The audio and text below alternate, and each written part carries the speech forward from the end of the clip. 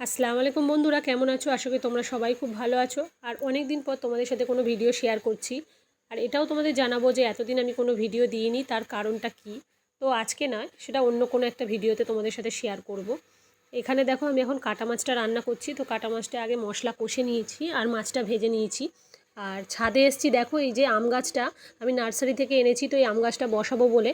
আর দেখো অনেকগুলো গাছ বসিয়েছি, এগুলো তোমাদের সাথে তো শেয়ার করা হয়নি, অনেক দিন ভিডিও করিনি। তো এই লেবু গাছটা এনেছিলাম অনেক দিন আগে। তো এখন ফুল এসছে ছোট ছোট। আর ফুলগুলো এসছে মানে অনেকগুলোই ফুল এসছে।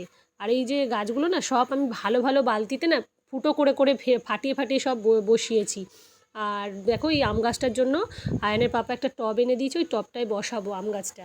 আর আমাদের তো আশেপাশে বসাবার তো কোনো উপায়ও নেই, জায়গা হয়তো অল্প আছে কিন্তু বসানোর কোনো উপায় নেই।